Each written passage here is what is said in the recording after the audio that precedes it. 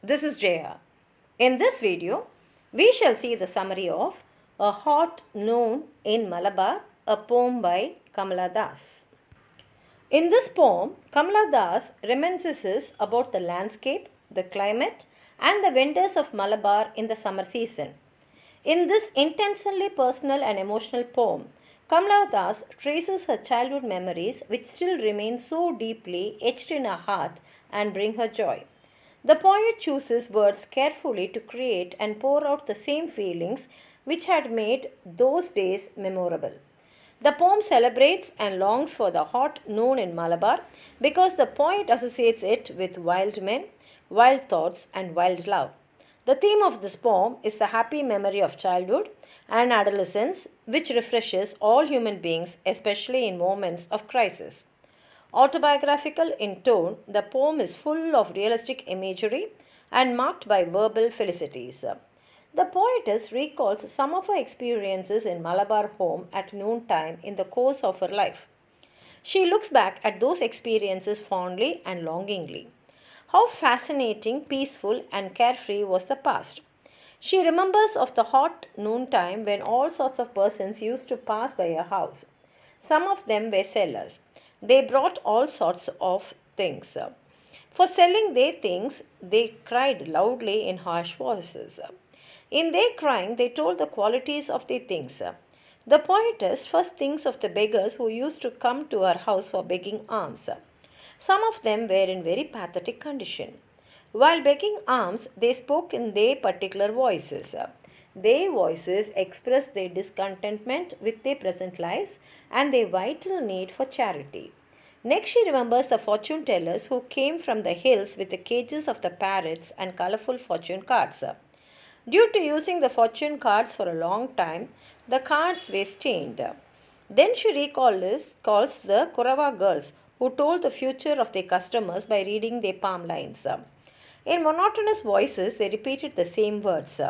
The sentences used by them greatly lacked in variety. With the help of their long practice and experience, they were able to satisfy the curiosity of their customers. They had known a lot about human psychology and nature. The poetess then recalls the Bangle sellers. They wandered from village to village and town to town selling their bangles of various colors such as red, green, and blue. They walked on foot miles and miles of the dusty roads. Due to walking on the rough paths, their heels had cracked and they felt great pain. The dust froze on their clothes and bangles. Due to making long journey, they were badly tired. They passed by the houses to sell their bangles to the girls and the women. When they tried to climb the portico, they felt great difficulty. They used to spread their colorful bangles on the floor before the girls and the women. Next, she recalls of the strangers who used to pass by a house and peep into a house through the window curtains, but they could see nothing because the rooms of the house were dark while their eyes carried the heat and the brightness of sunlight in them. The strangers wanted shelter to escape from the excessive heat of the sun and to rest for some time. So they expected some hospitality from the owner of the house and other members. When they got no response from the house, they moved towards the brick lodged well to quench their thirst and get some rest from the heat of the sun. They were strange people and had a kind of wild look in their eyes. They did not speak much, but when they spoke, their voices were always jungle voices.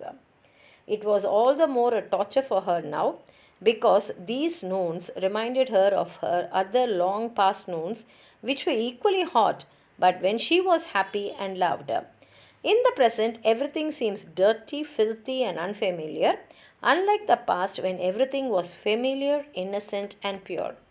Now let's read the poem. This is a noon for beggars with winning voices. A noon for men who come from hills with parrots in a cage and fortune cards, all stained with time. For Kurava girls with old eyes who read palm in light sing-song voices, for bangle sellers who spread on the cool black floor those red and green and blue bangles, all covered with dust of roads. For all of them whose feet devouring rough miles grow cracks on the heels, so that when they clambered up our porch, the noise was grating strange. This is known for strangers who part the window drapes and peer in, their hot eyes brimming with the sun, not seeing a thing in shadowy rooms, and turn away and look so yearningly at the brick-ledged well. This is known for strangers with mistrust in their eyes, dark, silent ones, who rarely speak at all, so that when they speak, their voices run wild like jungle voices. Yes, this is be here, far away is torture. Wild feet stirring up the dust, this heart known at my home in Malabar, and I so far away. Here ends the poem. If you have anything more to add on to what I've said, please write it in the comment box. Like the video, share it with your friends, and if you have not subscribed my channel, please subscribe and support. Thank you.